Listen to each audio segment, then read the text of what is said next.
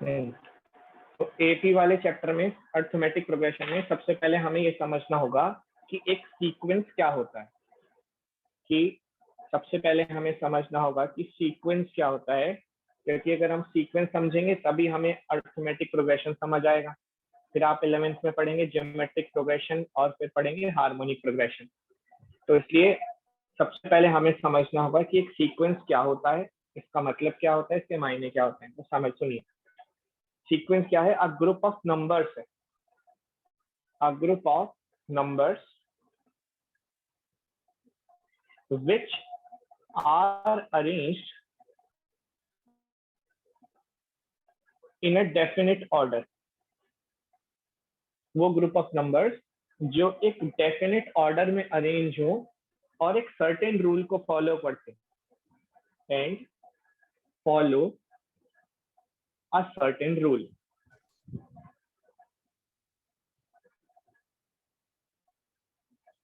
एक certain rule को follow करते हैं, उसे हम एक सीक्वेंस कहते हैं।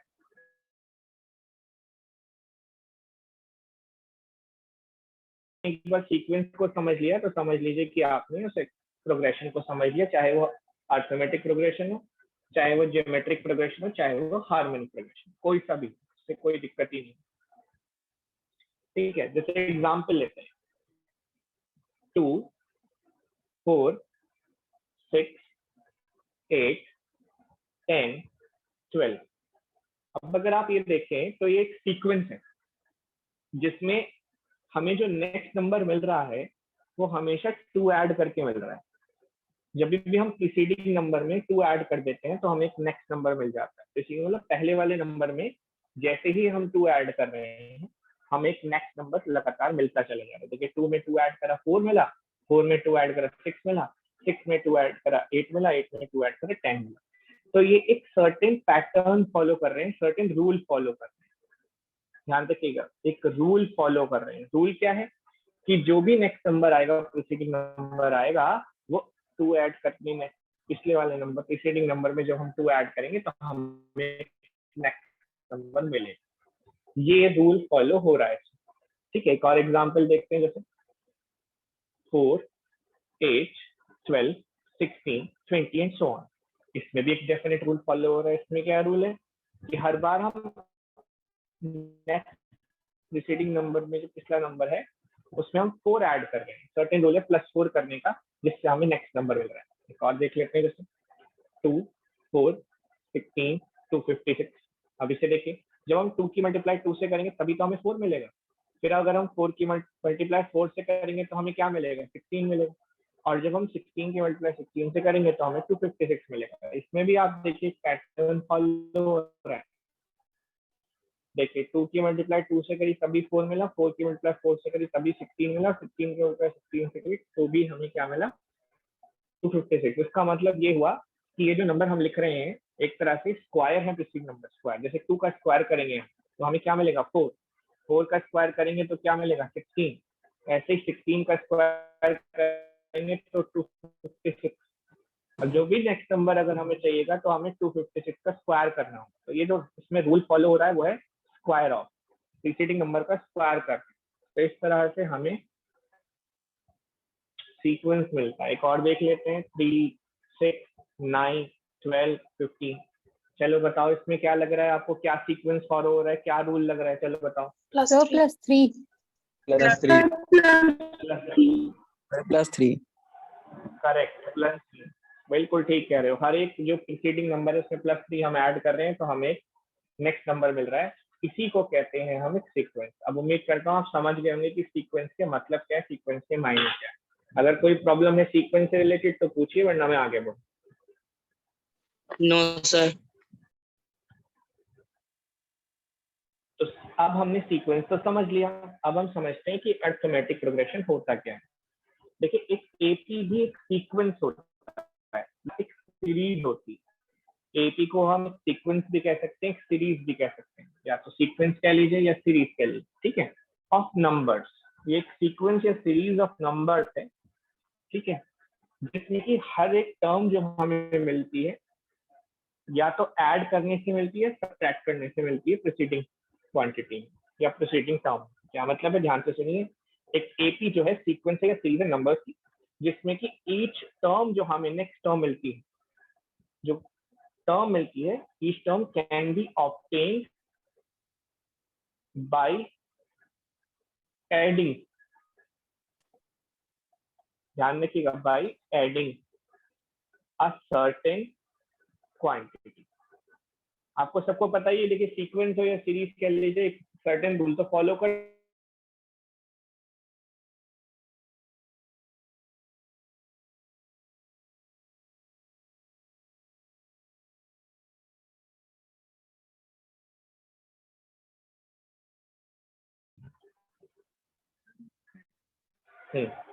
तो एक ही सीक्वेंस या सीरीज होती है जिसमें हमें नंबर कैसे मिलते हैं, हर एक टर्म कैसे ऑब्टेन होती है, ऐड करने पे एक सर्टेन क्वांटिटी। किसमें ऐड करनी होती है, प्रीसीडिंग टर्म में, प्रीसीडिंग टर्म में। यानी मैं एक सीक्वेंस लेता हूँ यहाँ पर 4, 8, 12, 16 और 20।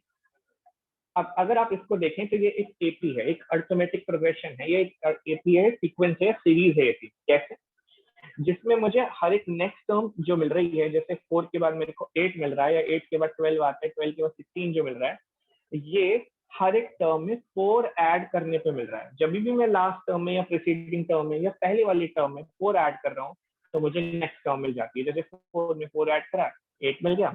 अब 8 में फिर से 4 ऐड करूंगा तो मेरे को 12 मिल जाएगा। और आपको दिख ही रहा होगा, 4 यहाँ पर ऐड करेंगे 16, 16 में 4 ऐड करा 20। अब अगर मैं आपसे नेक्स्ट टर्म पूछूं 4 ऐड करके, तो आप क्या बताएंगे, बताइए। 24।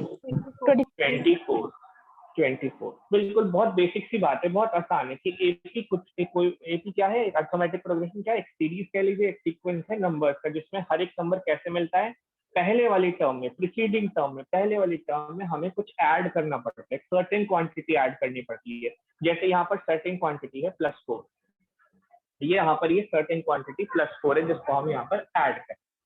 ठीक है, ये है एपी। इसमें कोई पॉइंट पूछना हो तो पूछिए, वरना मैं आगे बढ़ूँ।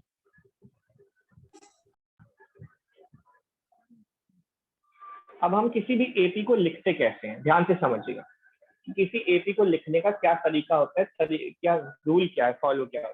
देखिए, किसी भी एपी को लिखने के लिए अलग अलग बुक्स में अलग अलग तरीके दिए होते हैं लिखने, लेकिन जो हमारी बुक में जो दिया हुआ है और जो ठीक तरीका है, स्टैंडर्ड तरीका है, वो ये है कि पहले लिखें T1, ये फर्स्ट टर्म होती है, फिर लिखें T2, ये सेकेंड टर्म, फिर T3 third term, fourth term T4, T5, T6, T7 and so on. मतलब ये फर्स्ट टर्म है, ये सेकेंड टर्म है, ये फोर्थ टर्म है, ये फिफ्थ टर्म है, ये ऐसे टर्म वाइज चलता चला जाता है। बोलिए, समझ आ रहा है बच्चों? T1, Yes, sir. T2, T3, T4, Yes, sir. T5, T6, T7। ठीक है। अच्छा, किसी किसी बुक्स में ये ऐसे भी मिल जाता है, जैसे A1, A2, A3, A4, A5 and last term, common term को कह देते हैं AN, और इसमें यहाँ कह देते हैं कॉमन टर्म को TN। तो एक जर्नल टर्म को या तो TN कह देते हैं, TN का मतलब होता है जर्नल टर्म। जैसे आपने पढ़ा था ना, क्वाड्रेटिक इक्वेशन में एक जर्नल फॉर्म होती है क्वाड्रेटिक इक्वेशन की, ax² + bx + c = 0। ऐसे ही एक जर्नल टर्म जो हम किसी भी एपी में रिप्रेजेंट करते हैं, अर्थमेटिक प्रोग्रेशन में रिप्रेजेंट करते हैं, उसे TN से रिप्रेजेंट कर देते हैं या AN से रिप्रेजेंट कर देते हैं। दोनों ही सही है, दोनों तरीके से। अब इसमें इंपॉर्टेंट बात क्या है, जरा ध्यान से समझिए। जब हम T1, T2 लेके चलते हैं, जैसे T1, T2, T3, T4 and so on, तो इस T1 टर्म को, जो टर्म होती है T1 यानी फर्स्ट टर्म जो होती है, इसको हम खाली A से डिनोट करते हैं। ध्यान रखिएगा, A का मतलब होता है फर्स्ट टर्म, हमेशा A का मतलब है फर्स्ट टर्म। ये चीजें अब आप नोट करते चलिए, यहाँ से हैशटैग लगा देता हूँ, यहाँ से अब आप ये चीजें नोट करते चलिए फटाफट कि एपी में किस तरह से रिप्रेजेंटेशन होता है। T1 से भी कर सकते हैं, T1, T2, T3, या A1, A2, A3, A4, A5 से भी। और ये भी लिख लें, जनरल टर्म को हम TN कहते हैं या AN कहते हैं। तो लिखते चले फटाफट, मैं वेट कर रहा हूँ, आप लिखिए फटाफट। अब जैसे मान लीजिए हमारे पास एपी है 5, 10, 20, और 25 तक, बस यहीं तक लिखी हुई है। चलिए एक और ले लेते हैं 30। ये मेरे पास एक सीक्वेंस या एपी लिखा हुआ है, मान लेते हैं फिलहाल की ये सीक्वेंस, और मुझे ये चेक करना है कि एपी में है या नहीं। तो एपी का रूल क्या कहता है कि एपी क्या होती है, कोई भी सीक्वेंस या सीरीज ऑफ नंबर्स होता है जिसमें हर एक टर्म कैसे ऑब्टेन होती है, नेक्स्ट टर्म कैसे ऑब्टेन होती है, कुछ ना कुछ ऐड किया जाता है पिछली टर्म। तो आइए देखते हैं कि हम यहाँ पर ऐड क्या हो रहा है और क्या ये वाकई में एपी है या नहीं। इसको एपी को चेक करने का तरीका क्या होता है, बहुत ध्यान से देखिए। आप नेक्स्ट टर्म उठाइए। हाँ बेटा बोलिए, कोई प्रॉब्लम है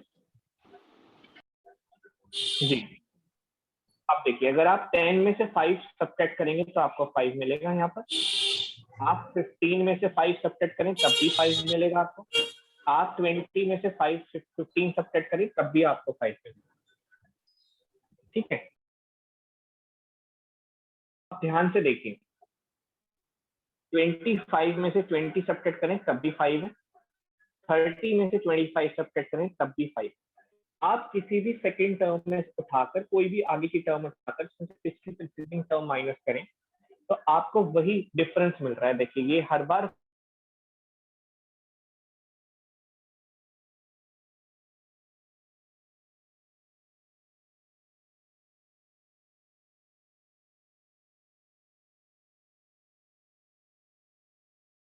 डिफरेंस दिख रहा है। 10 में से 5 सब्ट्रैक्ट करा तब भी हमारे पास 5 आया, 15 में से 10 सब्ट्रैक्ट करें 5, 20 में से 15 सब्ट्रैक्ट करा फिर से 5, और 25 में से 20 सब्ट्रैक्ट करा फिर से 5, और 30 में से 25 सब्ट्रैक्ट करा फिर भी 5।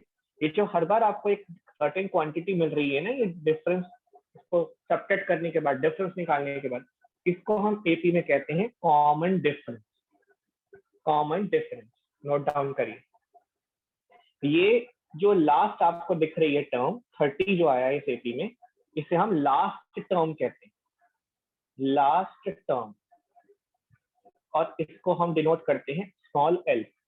स्मॉल टर्म स्मॉल एल से डिनोट करते हैं लास्ट टर्म को, किसी भी एपी के लास्ट टर्म को एल से डिनोट करते हैं। ठीक है,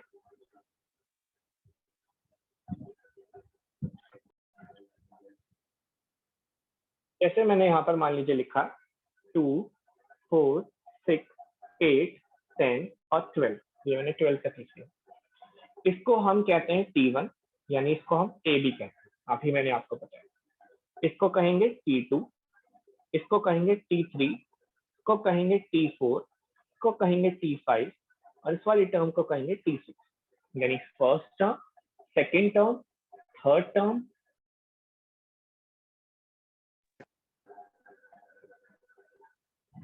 first term, second term, third term, fourth term, fifth term और सिक्स्थ टर्म, ये टर्म वाइज चलता है। अब अगर हमें ये पता लगाना है कि ये जो हमारा गिवन सीक्वेंस है, ये जो गिवन हमारी सीरीज है, ठीक है, ये एपी में है या नहीं, if it is an AP or not, if this is an AP or not, क्या ये एपी है या नहीं। तो कोई भी सीरीज को या सीक्वेंस को एपी में होने के लिए इसका जो कॉमन डिफरेंस है, का जो कॉमन डिफरेंस है जिसको हम डी बोलते हैं, वो हमेशा सेम आना चाहिए या कांस्टेंट आना चाहिए। ठीक है, देखिए ध्यान से देखिए, अगर आप 4 में से 2 सब्ट्रैक्ट करते हैं तब भी 2 आएगा। अगर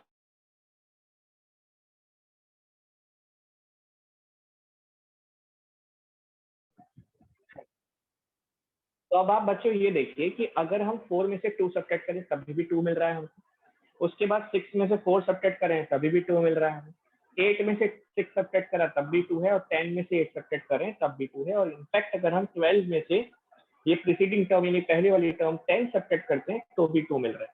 यानी अब आप देख रहे हैं हर बार जो हमें डिफरेंस मिल रहा है वो सेम मिल रहा है, कांस्टेंट मिल रहा है। तो हम कह सकते हैं यस, द अबव सीक्वेंस और सीरीज इज इन एपी। जो ऊपर वाली जो सीक्वेंस या सीरीज है अब एपी में है। अब इसको जर्नलाइज कैसे करेंगे बच्चों? जर्नलाइज करने का तरीका ये है कि अगर आपको कोई भी ये चेक करना हो कि कोई भी सीक्वेंस या सीरीज एपी में है या नहीं, तो उसमें डी को आप निकालते हैं। कैसे? देखिए, डी को निकालते हैं जैसे T2 माइनस T1, यानी पहले आगे वाली टर्म में से प्रीसीडिंग टर्म पिछली वाली टर्म आपको माइनस करनी है। आगे वाली टर्म में से पिछली वाली टर्म को माइनस करना है, जैसे T2 में से T1 सब्ट्रैक्ट कर दिए, या फिर आप T3 में से T2 को सब्ट्रैक्ट कर सकते हैं। ये नोट डाउन करते चले सब बच्चों सारी की सारी चीजें। और या फिर आप T4 में से T3 सब्ट्रैक्ट कर सकते हैं। तो बेसिकली देखिए यहाँ पर देखिए, आप ध्यान दे तो T2 में से T1 सब्ट्रैक्ट करने का मेरा मतलब है 4 में से T2 सब्ट्रैक्ट करना, तभी भी 2 आ गया। उसके बाद मैं कह रहा हूँ D को आप ऐसे भी निकाल सकते हैं, T3 माइनस T2। तो देखिए T3 यहाँ पर 6 है और T2 यहाँ पर 4 है, 6 में से 4 सब्ट्रैक्ट करा तभी भी 2 आ रहा है। या फिर T4 minus T3, T4 minus T3 का मतलब है 8 माइनस 6, तभी भी यहाँ पर 2 आ रहा है। तो आप किसी भी नेक्स्ट टर्म में से प्रीसीडिंग टर्म को माइनस करके यहाँ से D निकाल सकते हैं, कॉमन डिफरेंस। ये D आपको 2 बार निकालना है, बस सिर्फ 2 बार। 2 बार में अगर दोनों बार D सेम आ रहा है तो इसका मतलब वो सीक्वेंस AP में है। या फिर आप उसको ऐसे भी निकाल सकते हैं, T5 माइनस T4 या T6 माइनस T7, या इनफैक्ट आप ऐसे भी निकाल सकते हैं T99 minus T98। Excuse me, sir. Sir, T6 minus T5. अच्छा, T7 माइनस T6, ये T7 माइनस T6, वो मैंने सीक्वेंस थोड़ा सा चेंज कर दिया, कोई दिक्कत नहीं। तो आप किसी भी टर्म, 2 टर्म्स को ले सकते हैं, बस नेक्स्ट टर्म में से प्रीसीडिंग टर्म पहली वाली टर्म आपको माइनस करनी है। एक और एक तो यहाँ पर एपी ले लेते हैं, लेकिन जैसे हमें मान लीजिए चेक करना है, लिखा 3, 6, 9, 12, वैसे तो दिख ही रहा है कि एपी में, फिर भी अगर हमें चेक करना हो, हमसे पूछे कि बताइए कि भाई ये एपी में है या नहीं, तो आपको करना क्या है, आप लिखेंगे D is equal to T2 minus T1। तो T2 यहाँ पर 6 होगा, अब तक तो आपको पता चल ही गया होगा, इसको T1 कहते हैं। T1 को हम A से भी डिनोट करते हैं, A कह दीजिए, T1 कह दीजिए। First term, second term, third term, fourth term, fifth term and so on. तो T2 हमारे पास 6 है और T1 यहाँ पर 3 है, तो आंसर हमारा आया 6 माइनस 3 आ गया। अच्छा, इसके बाद D इज इक्वल टू, हम इसमें से ऐसे भी सब्ट्रैक्ट कर सकते हैं, T3 माइनस T2। तो थर्ड टर्म यहाँ पर 9 है, 1 2 3, थर्ड टर्म 9 है, माइनस सेकंड टर्म कौन सी है, 6 है। तो आप D की वैल्यू ऐसे भी निकाल सकते हैं 3। बस ये आपको 2 बार निकाल के कैलकुलेट करके शो करनी है कि दोनों बार D सेम आ रहा है, तो आप कह सकते हैं yes, the above sequence is in AP, above sequence AP में। अब अगर आपको कोई भी पॉइंट पूछना हो तो बच्चों पूछिए।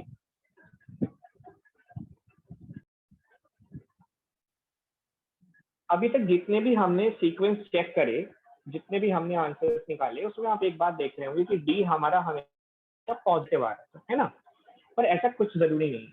D हमेशा पॉजिटिव है जरूरी नहीं है, आपका D नेगेटिव भी आ सकता है। D का मतलब क्या हुआ, common difference. Common difference positive भी आ सकता है और नेगेटिव भी आ सकता है। जैसे देखिए -20, -24, -28, ये हमें दिया हुआ है, ठीक है। और हमें ये चेक करना है कि ये AP है या नहीं है, या इसका, अगर मैं कहता हूँ चलिए कि मान लेते हैं ये AP में है फॉर एग्जाम्पल, और हमें ये चेक करना है कि इनका कॉमन डिफरेंस क्या आ रहा है, इससे कॉमन डिफरेंस कैसे कैलकुलेट होगा। तो आप लिखेंगे D is equal to T2 minus T1, formula यही लगाएंगे, T2 माइनस T1 या T3 माइनस T2। अब देखिए सेकेंड टर्म हमारी -24 है, माइनस फर्स्ट टर्म हमारी 20 है, -20, ध्यान रखिएगा साइन के साथ रखा है मैंने, बीच में हम माइनस लगाते हैं डिफरेंस के लिए। अब जब हम इसे सॉल्व करेंगे तो माइनस माइनस हो जाएंगे प्लस, और आप देखिए हमारे पास -24 प्लस 20, अपन सॉल्व करें तो -4 हमारा कॉमन डिफरेंस आ जाएगा। तो ये कोई जरूरी नहीं है कि कॉमन डिफरेंस पॉजिटिव है, नेगेटिव भी आ सकता है।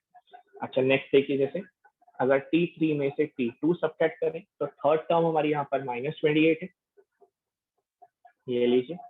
सेकेंड टर्म हमारी यहाँ पर -24 है, -24 साइन के साथ, माइनस माइनस प्लस 24। अब आप